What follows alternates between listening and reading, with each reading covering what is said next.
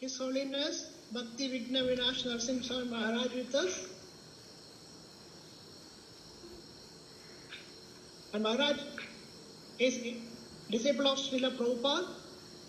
And Maharaj took initiation in 1971 in London. And afterwards he took the second initiation after 1 year. Maharaj was preaching all over Asian countries. Last 25 years he is preaching in India, Philippines, China, Taiwan, Singapore, Hong Kong, Malaysia and Thailand. And we can see a big devotees in China, and we practically saw these devotees when we are going to Mayapur. We cannot believe how many Chinese devotees are coming to ISKCON. So it is very grateful contribution from Maharaj. And through his years of preaching, he has given countless souls practical guidance and deep inspiration, taking sannyasa in Mayapur in 1994 from Tamal Krishna Goswami Maharaj. And Maharaj is teaching in Mayapur Institute also from the beginning. And presently Maharaj is situated in Mayapur.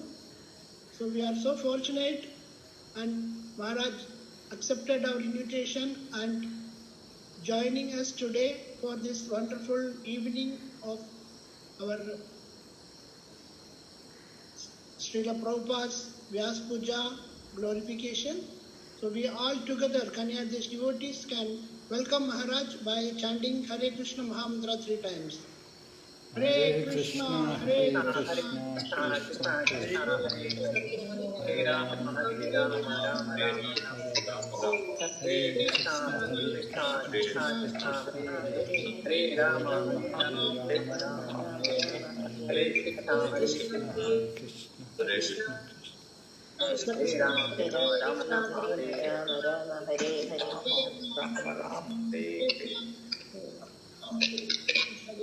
Hare Krishna, thanks to Hare all. Krishna Maharaj. Yes, Prabhu.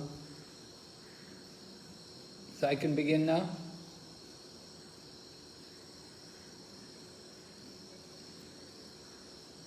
Hare Krishna, Prabhu, can I begin now? Yes, Maharaj, you can begin, Maharaj. Okay, thank you. Om Jnana Timirandasya Jnananjana Shalakaya Chaksurunmilitanyena Tasmai Shri Gurave Namaha Namo Vishnupadaya Krishna Pristaya Bhutale Srimati Bhakti Vedanta Swami Niti Namane Namaste Sarasati Devi Gauravani Pracharine Nirvishesha Shunyavadi Paschatya Deshatarine Vanchakalpatarubhyascha Kripa Sindhubayevacha Patitanam Pavanebhyo Vaishnavibhyo Namo Namaha Jai Shri Krishna Chaitanya Prabhu Nityananda Shri Advaita Gadadhar Shri Vasadi Gaur Bhaktavinda Hare Krishna, Krishna Krishna, Hare Hare,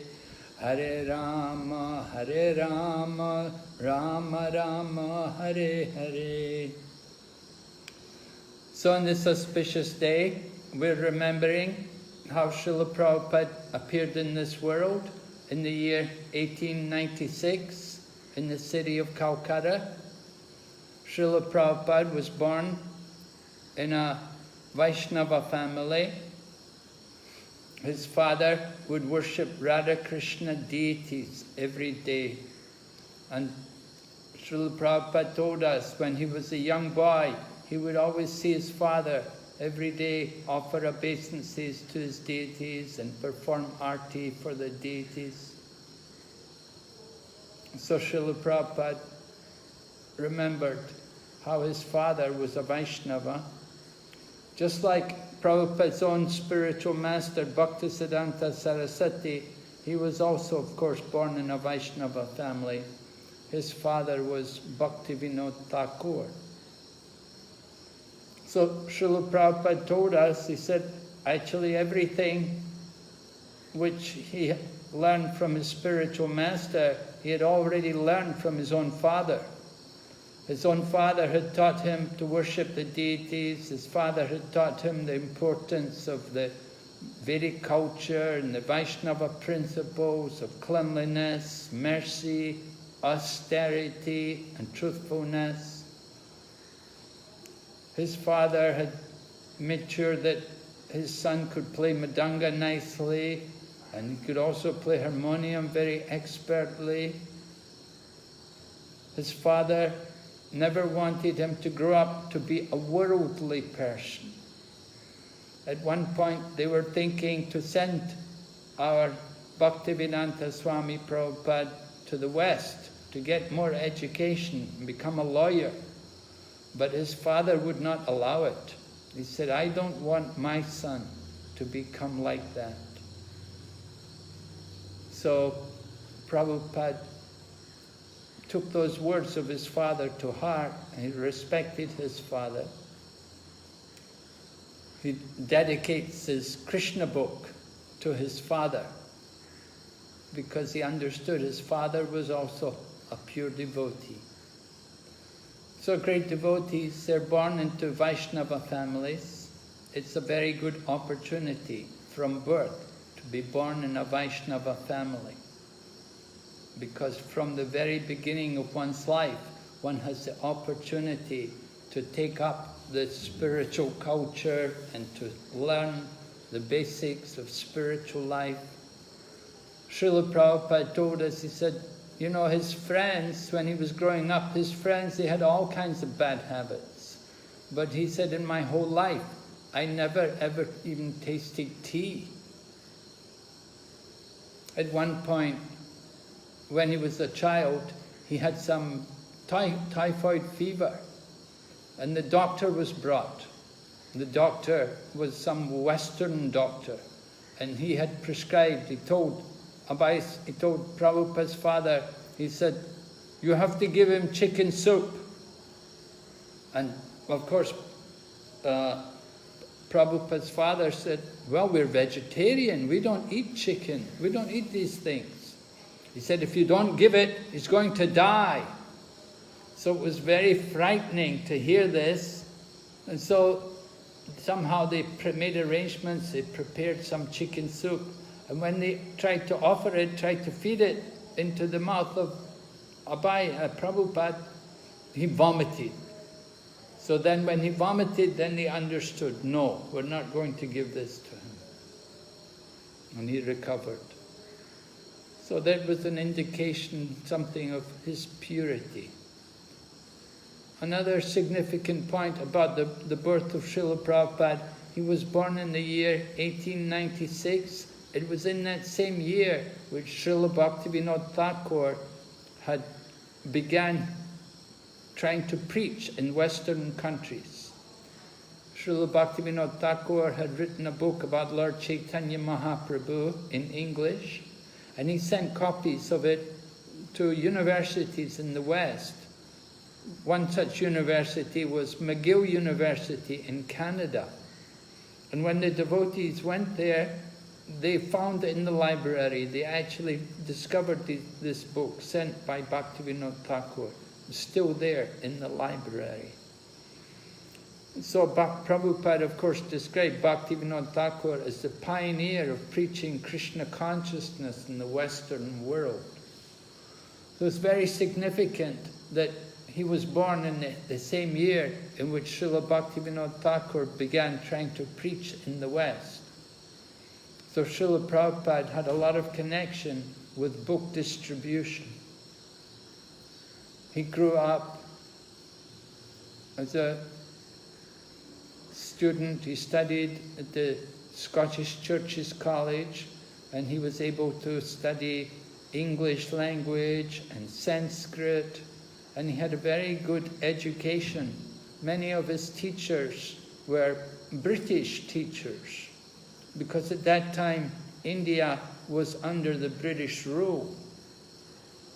So the teachers were very well trained and could speak not only English, they could speak also Bengali. And Srila Prabhupada took advantage of the education there to study and master Sanskrit as well as English. Srila Prabhupada often impressed devotees with his knowledge of European history and English literature. He studied everything and studied it very well. You know, when I went to school, the things I learned at school, I've forgotten everything. I don't remember. But Srila Prabhupada, he knew, he remembered them. He could remember dates of different historic battles, and he remembered the stories behind different English novels, different dramas which he studied. So he took advantage of these things for Krishna consciousness, to preach Krishna consciousness. He was never attracted to the Western life. The teachers, they were Christians, and they would sometimes try to convert the students towards the Christian philosophy. But Srila Prabhupada was never influenced by their preaching. He could understand how limited their knowledge was. They would say that, where is the witness? Where is the witness to our past activities? But Srila Prabhupada would say, there are many witnesses. The Lord is there as a witness, the Paramatma, the Lord in the heart. The Devas are there, the different demigods, Devatas. They're the witnesses. They see everything. We should never think there's no witness. There are many witnesses to everything we do, and we get the reactions. We are rewarded for the pious, and we're punished for the sin. So Srila Prabhupada was a follower of Gandhi at this time, and he had gone to college. In the same college there was also this Subhash Chandra Bose, who was very militant and who was founding the Indian Independent Army. So there was a very radical mood there in Bengal at that time. And Srila Prabhupada himself, as a follower of Gandhi, he would dress in khadi. Because Gandhi would tell people, don't wear this synthetic cloth, these things which are imported from Europe. Better that you wear what's made in India, and better to wear what's made in the villages. The cottage industries are producing good cloth in the form of khadi.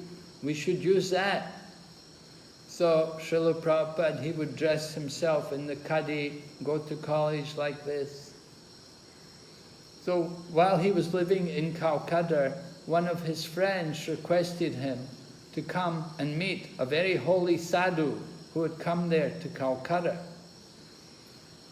But when Srila Prabhupada was invited, he said, oh no, I don't want to go. I've met so many sadhus, I know these different sadhus, I'm not impressed with these people, I'm not going to come. But his friend insisted, that, no, you have to come. This is a real sadhu, he's a real holy man. You must come and meet him. He's so powerful. And so somehow or other his friend was able to coerce Prabhupada and bring him there.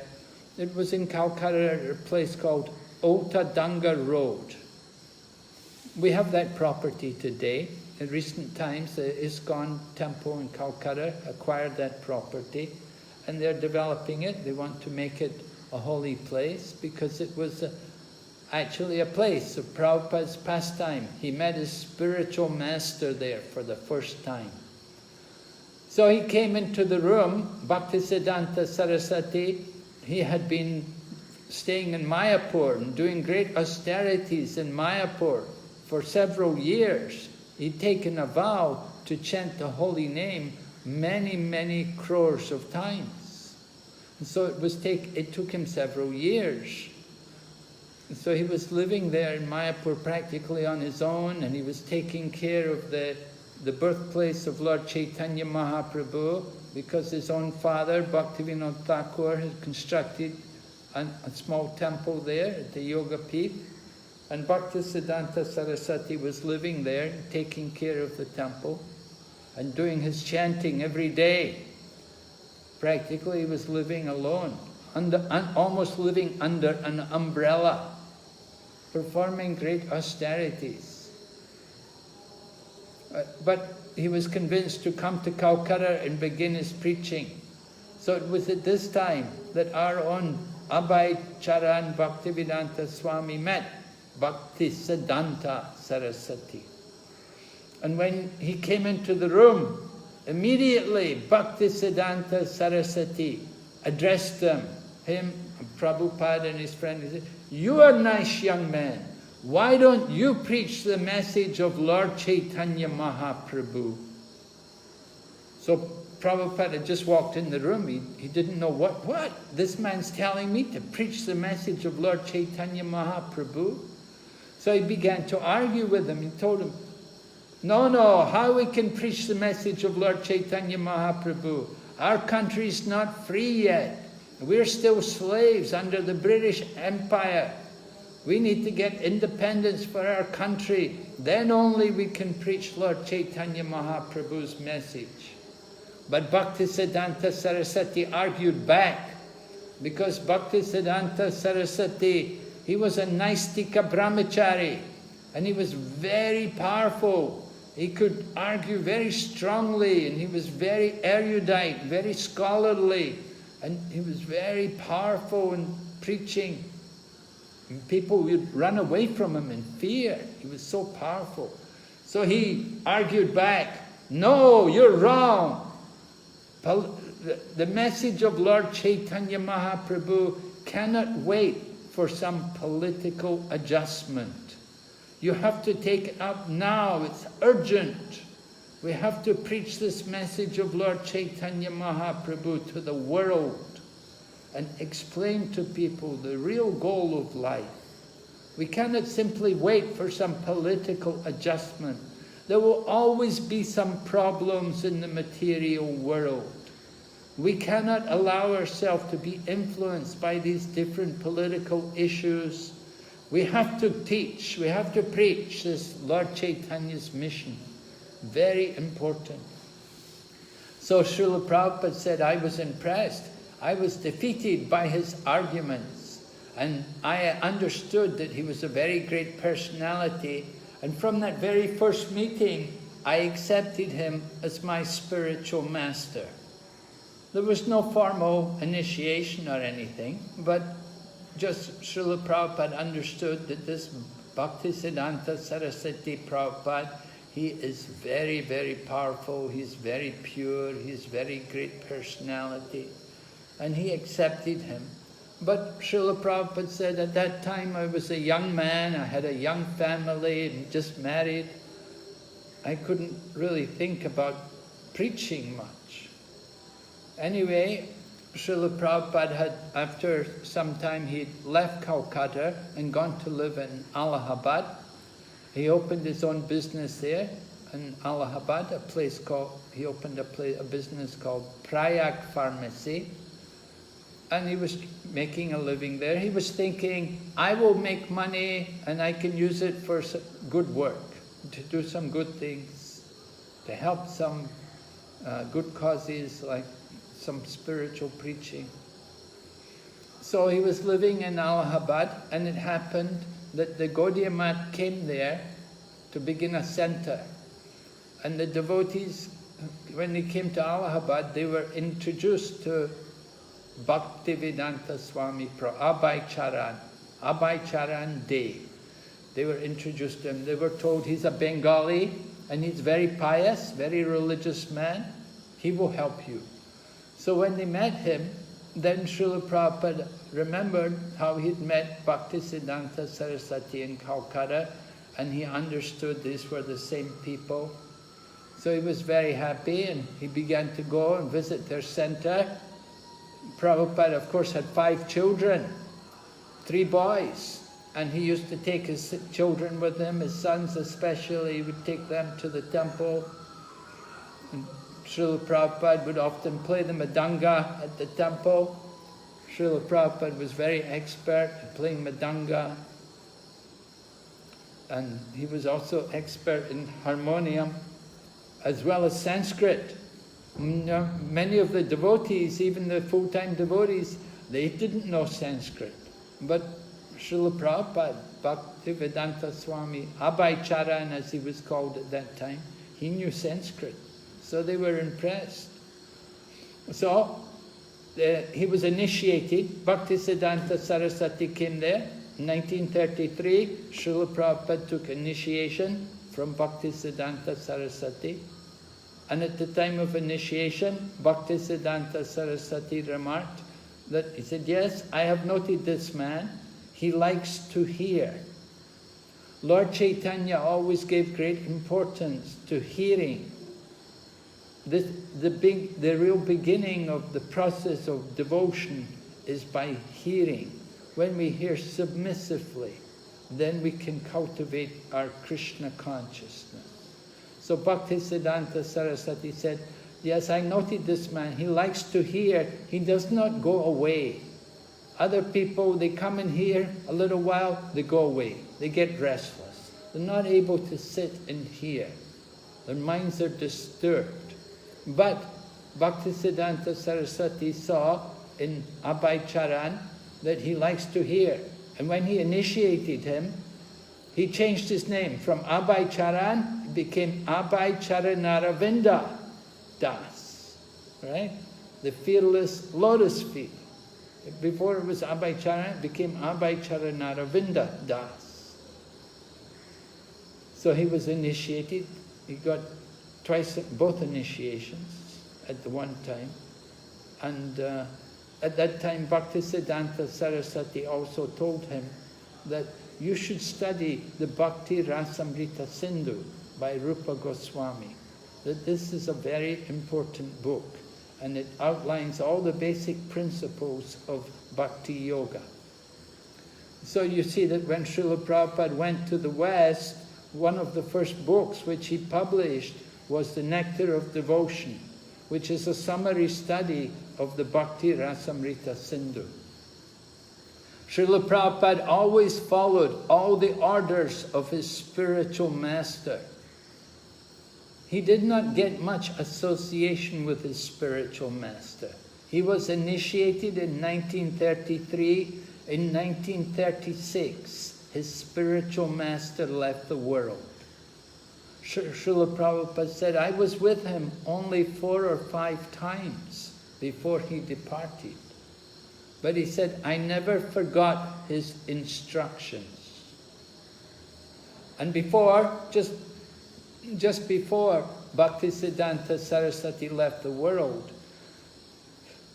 Abhaycharanaravinda, Srila Prabhupada, wrote to his guru and asked him, he said, please tell me how I can serve you. He said, I see you have many sannyasis around you who are serving you. But he said, I'm a householder, I'm in family life. How can I serve you? What should I do to help to serve you?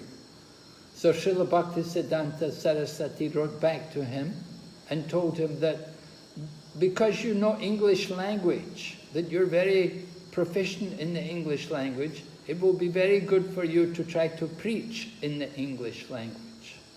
Because English is like an international language. So I recommend you that you try to do some preaching in this English language.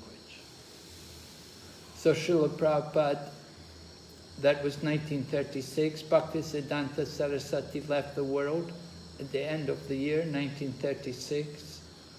And Srila Prabhupada greatly lamented the departure of his spiritual master. And he greatly lamented even more when he saw the movement which his spiritual master had set up in the form of the Gaudiya Math, when he saw it disintegrate, because the different leaders did not follow the instructions of Bhaktisiddhanta Saraswati. Bhaktisiddhanta Saraswati had said, no one person should become in charge. Sorry, we got a technical problem there. Can everyone hear now? You okay? Can you hear me? Yes. Yes, Maharaj, we can hear you. Okay. Yes, Okay. So, sorry, that's the Wi-Fi in India. Sometimes it's like this. So we were talking about Srila Prabhupada, how he didn't meet his Guru Maharaj very much. The sannyasis, they met him many times, but he didn't meet very much. So then he got the letter. His Guru Maharaj told him, you try to preach in English. So Prabhupada took up that. 1944. 1936, his Guru left the world. 1944, Srila Prabhupada began printing his English magazine called Back to Godhead. He was in Calcutta at that time. But it was not very easy for him. He did everything. He wrote the articles, he printed it, and he distributed it. He would go and sit in the tea shop. He would sit in the tea shop without even drinking tea. And when people would come in, he would go and sit with them and try to sell them a magazine and ask them to take a subscription for the magazine. So he was doing like that. Some of the articles were there, things like Ishopanishad. His purports to Ishopanishad were printed in the Back to Godhead magazine. Later on, when he went to the West, he put them in a book, small book. Somebody actually told him, they said to Prabhupada, they said that, why you print little newspapers? He said, better you write books. Books will be more lasting. These newspapers, they can easily get lost. But if you print a book, if you make it a book, it will be more powerful, will have more effect. So then Srila Prabhupada began writing some books, and the first canto of Bhagavatam was gradually produced. Of course, he was living at home. At some point the business failed. So when the business failed, he had problems with the family. He decided better to leave the home. And he went to live in Vrindavan. He went to live in Vrindavan, and he was given different services. Sometimes he'd be the editor of the magazine or the newspaper which the different temple, the Gaudiya Math was producing. He would try to do some different services there, but was not very satisfying. He wanted to do more. He wanted to do more. Just like devotee was saying, after Prabhupada had gone to the West, and then he'd come back to India, to Vrindavan, he brought the devotees to Vrindavan, and they were thinking to make a center in Vrindavan. So the American devotees, they said, let's just get a small place in Loy Bazaar. Because most of the temples of the Goswamis are there in Loy Bazaar. They're small places, they're not very big. Things like Radha Damodar, a small place. He said, let's get a place like that. But Prabhupada said to them, no. He said, I cannot think small. I have to do something big. So Prabhupada had that kind of ambition. He wanted to do something really big. He didn't like to do small things. That was his nature. He had that kind of mood all the time. He was always trying to do something big. So he would tell the devotees, sometimes he'd say to devotees, what is the good of you being an American if you cannot do something wonderful for Krishna? Like this, he'd really challenge, really push the devotees that you have to do something big. And he liked to do something really big. It gave him that satisfaction when we tried to do something big. Prabhupada gave the example. He said, just like if you go hunting, and he said, if you go hunting for rabbits and you miss, people will laugh at you. But if you go hunting for a rhinoceros, then people will say, well, it's very difficult. Very difficult. You went for rhino. So, Prabhupada's like that. He was always thinking big. He wanted to hunt for things like rhinos. He wanted big results, and he expected devotees do something big for Krishna. So Prabhupada had a lot of struggles in the beginning. He had left home and he was living in Vrindavan. Finally, he got convinced he had to take sannyas, and he checked with his godbrother Keshava Maharaj, who had a temple there in Mathura, and he told him, he said, I'm having this dream a few times. My Guru Maharaj came to me, told me that I should take sannyas. And so Keshava Maharaj said, yes, very good, because Srila Prabhupada was already in his 60s, so old age, and although he had a wife and family, he'd been away from home for some time. So he was confident that he could maintain the vow of sannyas. So he encouraged him to take sannyas. So I think it was 1955 he took sannyas on the day of Vishwarup Mahotsav. And he took sannyas from Keshava Maharaj in Mathura. And after taking sannyas, then he continued his writing, and he was able to publish 3 volumes, the first canto of the Srimad Bhagavatam in 3 volumes. And he had to get supporters, he had to get donors. And one of the donors for printing the Srimad Bhagavatam was the lady who was the chairman of the Scindia Shipping Company, a lady called Srimati Morariji. And she was a great devotee of Srinath Ji and a follower of Ballabhacharya. So Srila Prabhupada had gone there to Mumbai, and he'd been able to meet her, and the lady was very respectful to him, and she donated for the printing of the Srimad Bhagavatam. So then it happened that another man, a Mr. Agarwal, who Prabhupada had met in Delhi or somewhere in UP, he said, my son is in America. So when he said, my son is in America, Prabhupada immediately said to him, he said, tell your son to sponsor me, to come there to America, and I will come there to America, and I can preach Krishna consciousness there.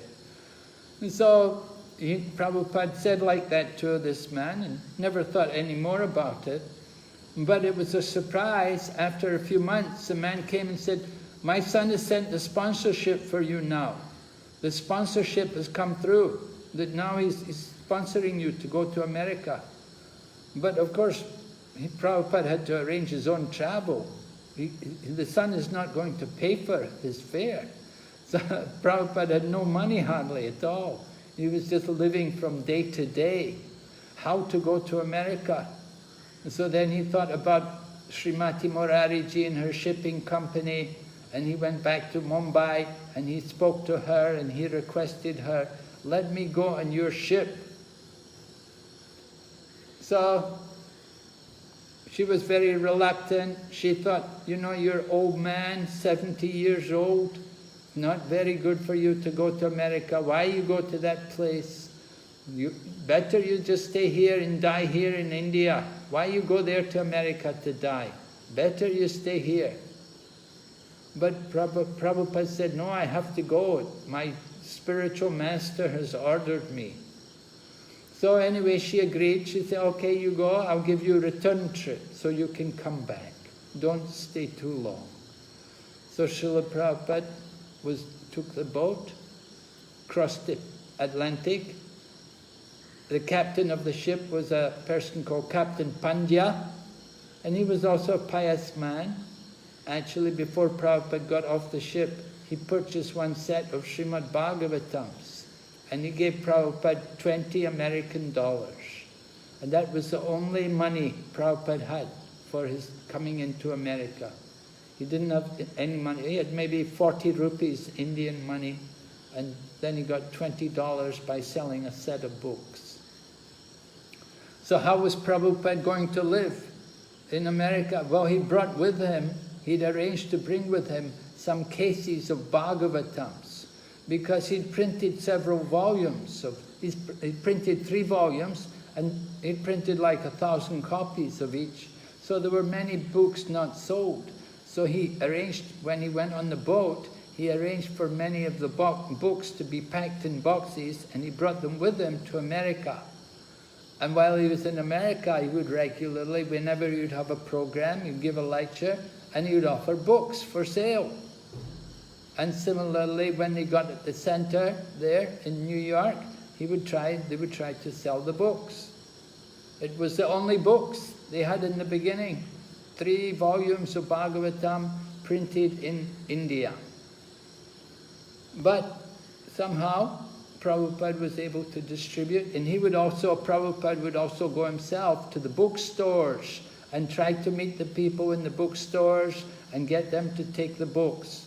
And he would even cook prasadam. He would prepare some samosas and take them with him. And when he would go to the bookstores, he would give the people in the bookstore, he'd give them some samosa, give them prasadam, and encourage them to try to sell his books. So you can see everything which we're doing, we learn from Prabhupada. Prabhupada used to do all of these things. He taught the devotees everything, how to play the mridanga, how to cook, how to bathe. We didn't know anything. Srila Prabhupada was surprised how people in the West, often in their homes, didn't even have places for bathing. He was thinking America to be opulent, but he saw really not so opulent, not so rich. So many things were lacking in the Western culture. Before Prabhupada had gone to America, he had met with one Swamiji from the Ramakrishna ashram, and the man had told him that if you're going to the West, you better learn to use a knife and fork, because everyone in the West, they use 2 hands. They eat with 2 hands. They use in one hand a knife and one hand fork. But Srila Prabhupada said, I'm not going to learn from them. I'm going to teach them. And Srila Prabhupada did that. He taught the devotees how to eat. You know, he would train the devotees. You eat with one hand. You don't eat with the left hand. The left hand's unclean. You only touch the food with the right hand. And you don't put the hands in the mouth. You drop the food in the mouth. So Srila Prabhupada was training the devotees these things. He didn't try to learn from the West. He came to teach the West. And he taught the devotees so many wonderful things of the Vedic culture. So the amazing thing is that Srila Prabhupada could bring people like myself from the lowest level. He could bring us to the platform of Krishna consciousness, which is such an exalted level. When Srila Prabhupada disappeared from the world, I remember one of his godbrothers came, and he said that this Bhaktivedanta Swami, he has brought the highest thing to the lowest level, because he's made Krishna consciousness available for everyone, for all these people from the West who have no culture. He's given them this Krishna consciousness. So he's done this kind of thing. We have to understand that Prabhupada's godbrother was not actually praising Prabhupada. In some ways he was kind of ridiculing Prabhupada. You know, he was saying that, you know, this Swamiji he's brought the highest thing to the lowest level, giving Krishna consciousness to all these malechas, all these people from outside the Vedic culture. So this was Prabhupada's greatness, that Prabhupada could bring Krishna consciousness to everyone. He could make it available to everyone. Other people, many of Prabhupada's godbrothers, they only wanted to stay in India to preach. They wouldn't go, many of them even vowed never to leave Vrindavan, just to stay in the holy Dham. But Prabhupada taught us that our job is not just to stay in Vrindavan ourselves, but to give Vrindavan to others, to give to others Vrindavan. So Srila Prabhupada had many wonderful pastimes in the Western world. He was always preaching and inspiring the devotees by his own example. He worked tirelessly. Practically, he gave up eating and sleeping. He said one time, he said, while I was a young man, I gave up mating and defending. He said, now in my old age, I've also given up eating and sleeping.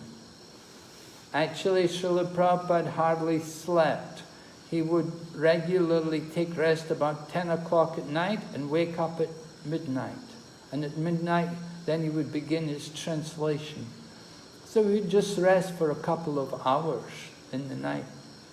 His real work was translating the books, writing the books. And when a new book would come out, he would feel very pleased. He would know that this is very satisfying to my spiritual master. So Srila Prabhupada encouraged us, and in fact it was the instruction of his own spiritual master.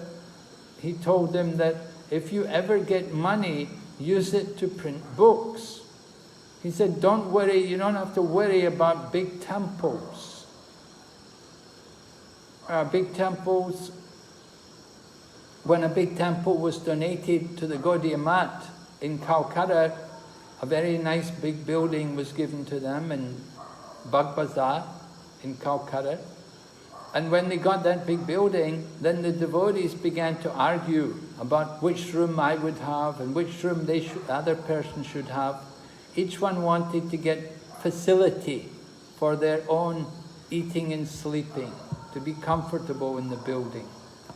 So Bhaktisiddhanta Saraswati, when he heard this, he was very disappointed.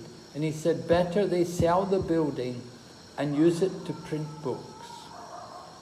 And indeed, whenever they had a temple with money, Bhaktisiddhanta Saraswati would come there, he would take whatever money they had and he would spend it.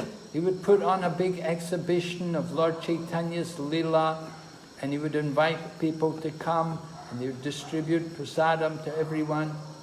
And the devotees would complain that, Guru Maharaj, you're spending all the money, there's no money left for the temple. He would say, yes, very good, you have to go out and preach.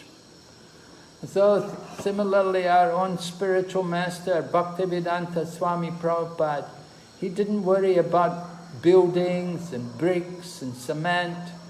He liked to print books and distribute books and see the books distributed. And this is how we began the preaching in European countries, particularly Soviet Union. Srila Prabhupada was a pioneer. He had gone to Russia in 1971. He'd gone there and he'd met one Russian young man, and he'd inspired that man, and he had initiated him and given him instructions. And that one man did a lot of preaching in Russia and helped to set up many Krishna conscious centers around Russia. Even though Russia at that time was a communist country, and there were very severe punishments for people who were teaching any kind of spiritual practice. And actually this one devotee who Prabhupada met, he was imprisoned and he was put in psychiatric hospitals, and he was given different drugs to try to change his mind, to change his brain from thinking about Krishna consciousness. So the boy actually was persecuted a lot for practicing and for spreading Krishna consciousness. But he certainly got a lot of mercy from Lord Krishna. So Srila Prabhupada took a lot of risks. One devotee was talking with Prabhupada. Prabhupada had been describing, he said, you know, when I was a young man, I climbed up on top of the Victoria Memorial in Calcutta. And so when the devotee heard this, he said to Prabhupada, he said, really? You climbed up on top of that Victoria Memorial? You must have been very brave. And Prabhupada said, yes. He said, did I not go to America when I was 70 with no money? You have to be brave to do that kind of thing. You have to have that kind of courage. Not easy things to do. To go off to the West, to foreign countries, not knowing anybody. So Srila Prabhupada, he could do it. He did it. He went there to America. First of all, he was staying with one family. This man, Mr. Agrawal, his son was there, and his son had married an American woman. So Prabhupada came there to their home, and they arranged for Prabhupada. They rented a room in the YMCA, and Prabhupada stayed there, and he would come to their home every day and cook for them. And when Prabhupada would cook, then the Agrawals decided his cooking was better than what they were eating. And they would eat their meals with Prabhupada. They were inspired to eat Prabhupada's Bengali cooking. They enjoyed it so much. And they arranged programs for Prabhupada. Prabhupada would go and speak. They even arranged a newspaper reporter to come, and a very nice article was printed about Prabhupada. But Prabhupada was in a small town, could not do very much. So he went to New York.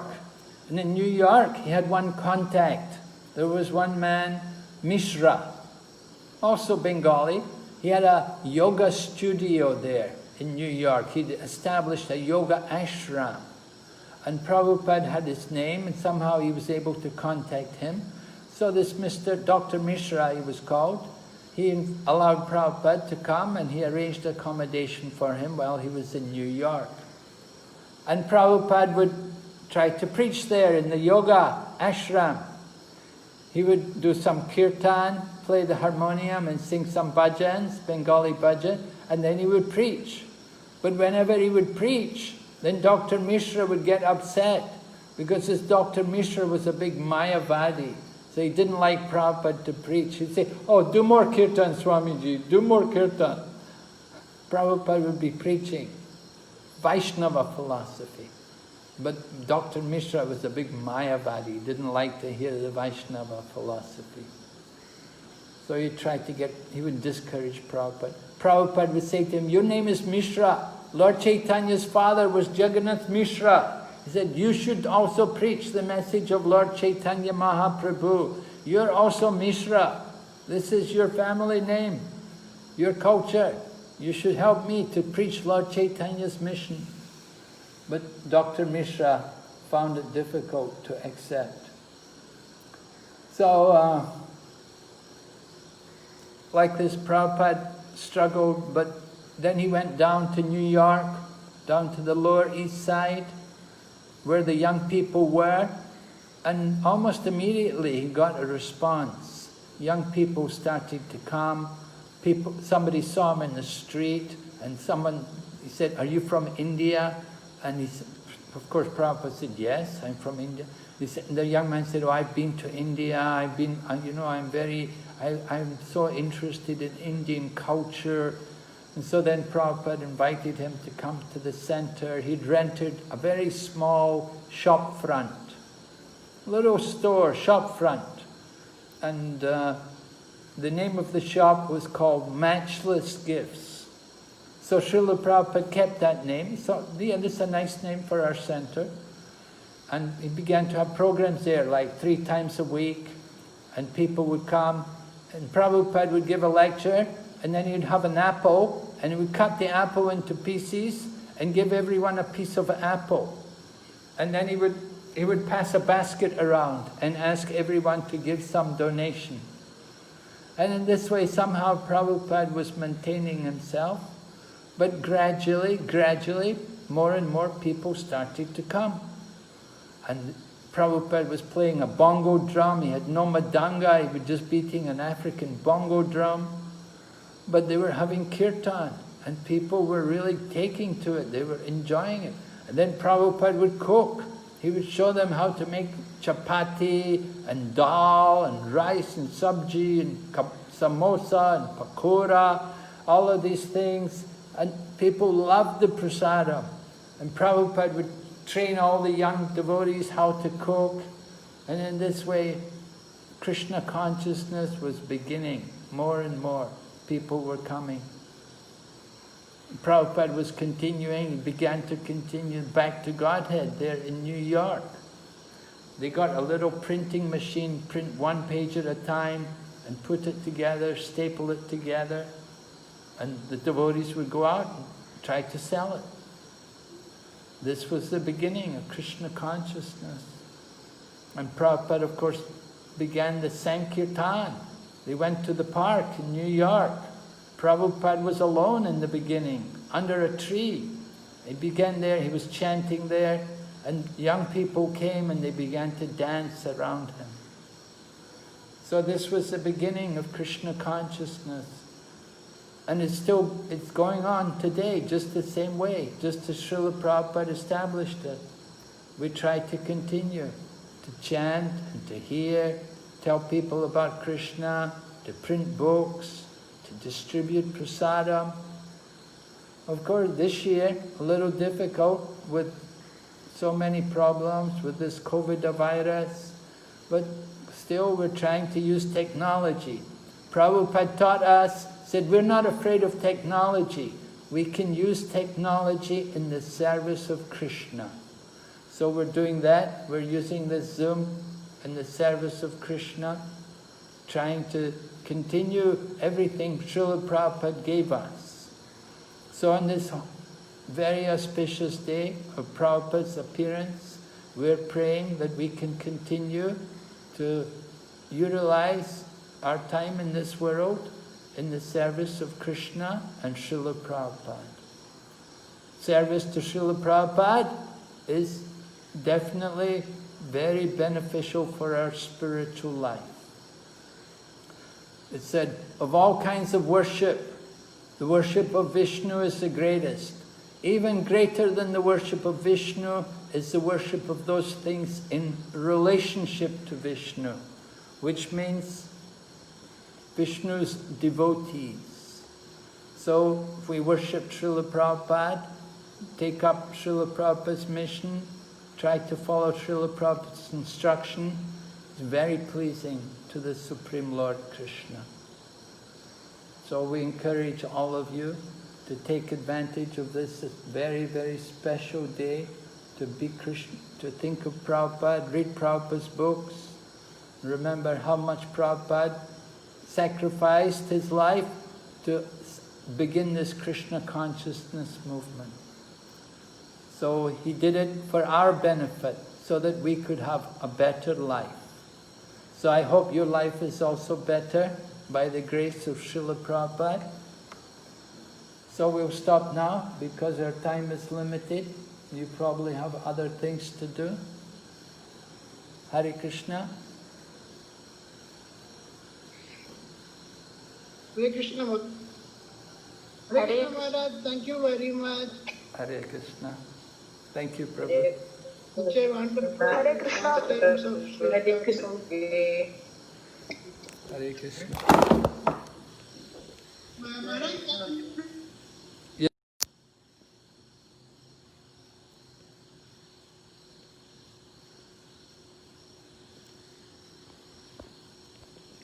Hare Krishna Maharaj, Dandavat Pranam.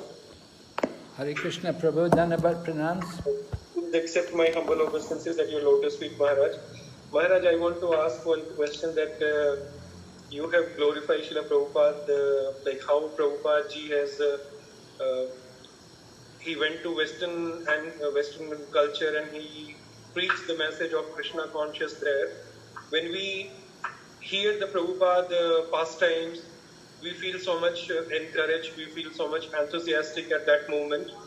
But we are in this material world, we see that when we are contact with this material people, then that and that encouragement that we get within the association and by the hearing the lecture of Srila Prabhupada, we see that is not 100%. So how one can progress so that what we are hearing seriously and sincerely we can adopt in our personal life with facing so much material difficulties. Thank you so much, Maharaj. Hare Krishna. Dhanwad Prabhu. Yes, we face a lot of material difficulties due to the environment. Very unhealthy, unnatural environment doesn't make it easy for us to be Krishna conscious. So we have to do our best to try to really take up Krishna consciousness in the most enthusiastic manner, remembering Srila Prabhupada's teachings. Srila Prabhupada never compromised. I was saying how the Ramakrishna Mission were saying, you should use a knife and fork. Prabhupada said, I'm not going to learn from them, I'm going to teach them. So that's an important point in associating with other people, materialistic people. We shouldn't think that there's anything we can learn from these people in material life. We have to give them mercy. We have to show them the real culture, the real mercy. Not that, maybe, of course, they're not always so ready or receptive for Krishna consciousness. We have to become expert in cultivating their mood for Krishna consciousness. Srila Prabhupada was very expert, very patient in dealing with people, talking with them. You know, different people would come. I remember bringing the life member to Prabhupada in Calcutta, and Prabhupada met him and his wife, and Prabhupada would, what is your business? And Prabhupada would ask about his business. And another time in England, Prabhupada met this man, one man, he was actually a very famous man. He was a world champion motor car driver, motor racing, Grand Prix racing. And Prabhupada met him, and Prabhupada was talking to him, and Prabhupada would talk about death. And of course, driving a car at high speed, you're often close to death. So the man could immediately pick up on death, that this is a very important subject, and Prabhupada could relate to him a lot of spiritual knowledge. So like that, we have to be a little intelligent about how we associate with non-devotees, and how we can actually give them the right mood, the right impression. Now another example was there in the land at Juhu. When the devotees first purchased the land at Juhu, Srila Prabhupada, you had the devotees that initially they'd been living downtown in a condominium, but then he brought them up to Juhu and they had to live in tents. And they put tents up on the land, and the devotees were living in a very simple, primitive condition. And there were tenants on the land living in buildings there, and they were not very happy that these Westerners have come here, and now they've taken over, that they're our landlord, we don't really want them here and everything. But when Prabhupada came, Prabhupada could, just by being friendly with them and talking to them and explaining Krishna consciousness to them, that people could accept it, that they could change.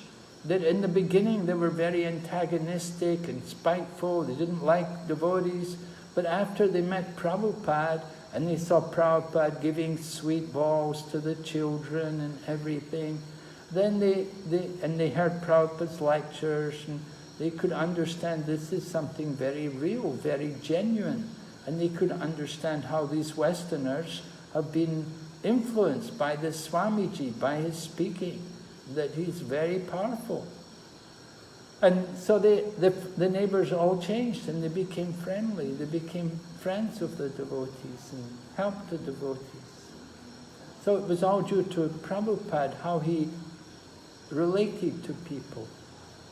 So we have to be intelligent, how to make friends with people, how to bring them to become friends, and then it will be so much easier for them to accept Krishna consciousness.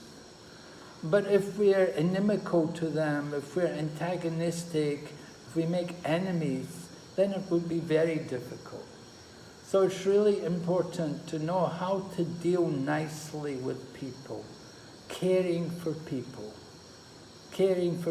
so that you can develop a nice relationship, a nice rapport.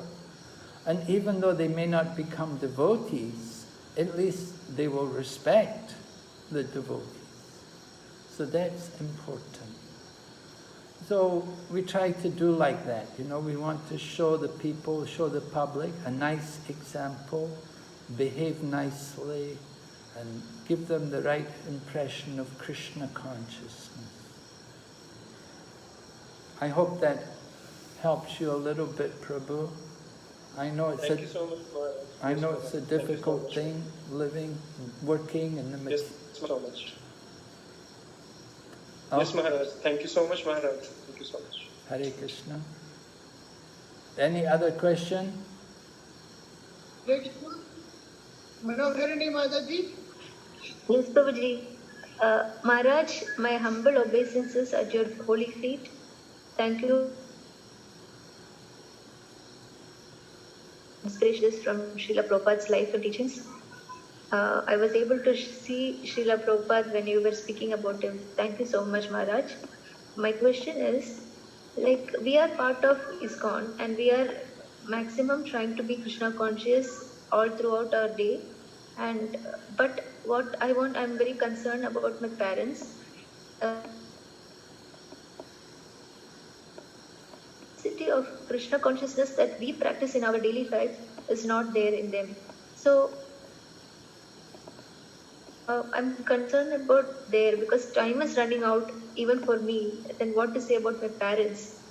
So what could I do for them? What can I do for their spiritual advancement? And Krishna can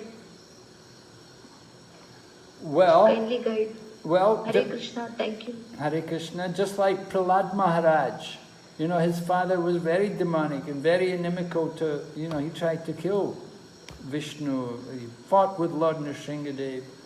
But Prahlad delivered his father because Prahlad was a pure devotee. Lord Nrsingadev said, you don't have to worry about your father going to hell because you're a devotee. Not only your father, but for many generations, your family members are all delivered. So if you become a very good devotee yourself, that will deliver your parents. They will get great benefit because you know you've come from them, so they get they'll get a lot of benefit. If you are a good devotee, if you give your life for Krishna and Krishna consciousness, then it will be a great help to them. I think that's important. You may have great difficulty trying to encourage your parents to become devotees late in their life. Not easy to change people. They have their own habits, they have their own ideas and thinking. But if you yourself are convinced about Krishna consciousness, and if you sacrifice your life and dedicate your life in Krishna consciousness, then that will be the greatest benefit for your parents also. You can give your pious activities, your devotion can go to the credit of your parents. You understand? Yes, Maharaj. Thank you so much, Maharaj. Hare I'll do my best. Hare Krishna. Hare Krishna. Thank you. Hare Krishna Maharaj. Hare Please Krishna. accept my humble obeisances. Maharaj, if time permits, could you please narrate any of your personal encounters that you had with Srila Prabhupada? Hare Krishna. Okay, well, I'll tell you what happened when I got initiated. That, you know, I joined in London in 1971. I think when I joined we were about 20 devotees there. We were all quite young. There were 2 ladies and the rest were all men. The 2 ladies, one was from America, one was from France. And the English men were mostly, they were all English men, mostly, maybe a couple from America. But, so Prabhupada came there and came to give we got initiated. I got initiated and several of us, maybe about 15 of us, got initiated at that time. So when we got initiated, you know, I'd been living in the temple, and the temple was really poor, you know, we didn't have funds. I had a job when I joined, but they told me, give up the job, you know, we want you to do other things, you don't need this job. So anyway, I was making incense, we were doing incense business, and that was providing some income for the temple. But anyway, when we got initiated, the custom is usually you give Guru Dakshin, but none of us had any money. None of us even thought about Guru Dakshin, because none of us ever had any money. We gave everything, whatever we ever had, we gave everything to the temple. You know, when I joined and moved into the temple, I gave everything I had, whatever savings I had, and the salaries I got when I resigned from my job, I gave it. And most of the other boys, they were not so well educated, and many were younger, and they didn't have money either. But it was a very joyful life, and we were very happy in Krishna consciousness. And so we got initiated, and after we got initiated, Prabhupada said to the temple president, he said, you know, he said, I initiated all these men, none of them gave me any Guru Dakshin. And the temple president said to Prabhupada, he said, Prabhupada, they don't have any money. They don't have anything to give you. So Prabhupada was a little, he said, well, he said, this is England, this British Empire, they take from everyone. And Prabhupada remembered how the British had taken so much of the wealth from India. Even one morning, Prabhupada was on a morning walk in the park, and Prabhupada asked devotee to get him a eucalyptus twig. Now, Prabhupada usually used neem twig in India, but in England there's no neem, but he wanted eucalyptus. So there was a eucalyptus tree, so devotee broke a branch off the tree. But when he broke a branch off the tree, a little branch, just to take a twig, policeman immediately came, what are you doing? This is the Queen's property. You can't break a branch off that tree. It's public property. That's a criminal offense, you know. Policeman really got on very upset and was going to make a case anyway. He let the devotee off that time, but after the policeman went away, Prabhupada remarked to the devotee, he said, these British people, they went to India and they took so much wealth. He said, all the Queen's jewels in the Queen's crown, it all came from India. That big Kohinoor diamond, it came out of India. He said, they've taken everything. We took one twig and they're getting so upset. Just see. So Prabhupada had so much humor, you know. Another time on a morning walk, Prabhupada stopped and he said, what's this on the ground? It stopped under a tree. There were a lot of bird droppings there on the ground. And Prabhupada said, you see this? He said, what does this tell you? Devotees didn't know what to say. They said, Prabhupada, it's bird droppings. Prabhupada said, I know it's bird droppings, you fool. What does it tell you? What's the significance? Devotees were, I don't know. But to Prabhupada, he said, just see, he said, the birds are coming here every day. They're attached to passing stool in the same place. He said, they're so attached. He said, just like human beings, they're so attached. He said, this is there even in the birds. They become attached to their own little home, their little habits. He said, this is the material world, material life. People become very attached. He said, this is conditioned life. We have to get free. We want to go back to Godhead. We want to get over this conditioning. We have to become detached. Like this, Prabhupada could use so many examples, things in ordinary life. Prabhupada could relate a Krishna conscious message from it. So it was always very wonderful to be with Prabhupada and to be near him and to hear everything he said. Another time, I was on a morning walk with Prabhupada. We were in London in the park, and he watched the policeman kick one of the young men who was laying on the ground sleeping there. And Prabhupada said, see, he said, the young man is laying sleeping, the policeman is coming kicking. He said, the young man, he has a home, but his karma does not allow him to enjoy the home. Instead, he is coming to the park to sleep, and the policeman is coming to kick him, to wake up.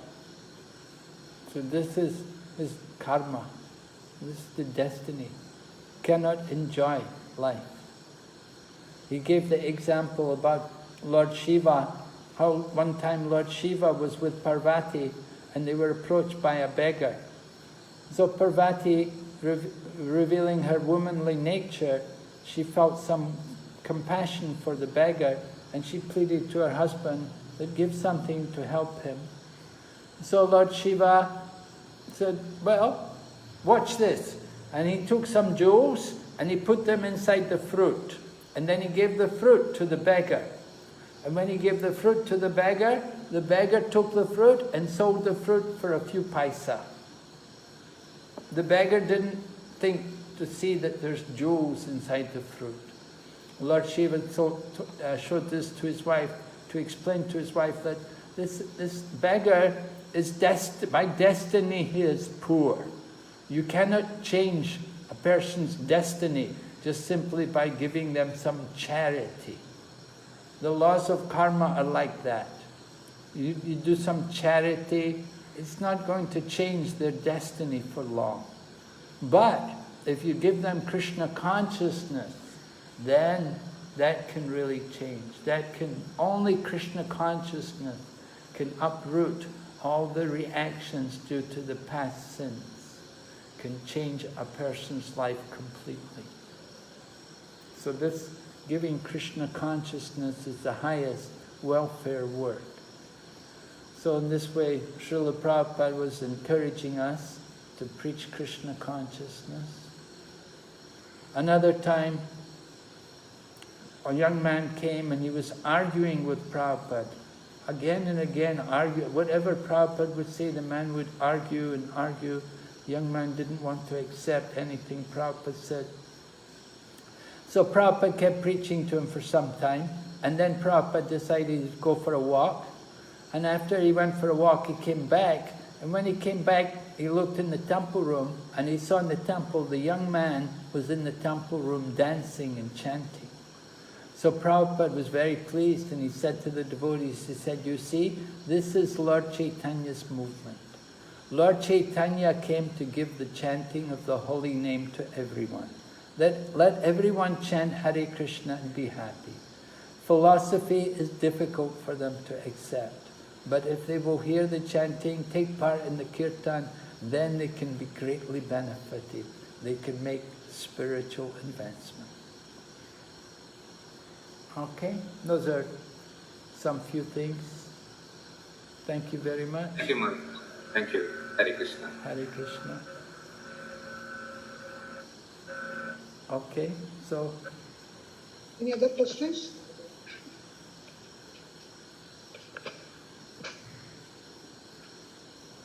If it's not there, Amalarjan Prabhu? Yes, Prabhuji. Can you do vote of thanks to Maharaj?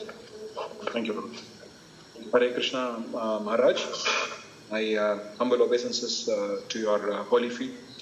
Thank you so much for this wonderful, inspiring lecture about Srila Prabhupada's pastimes. There have been so many learning points from what you have given us this evening. So thank you so much again. So hope to have your association more often in the future. And many thanks once again. Hare Krishna. Hare Krishna.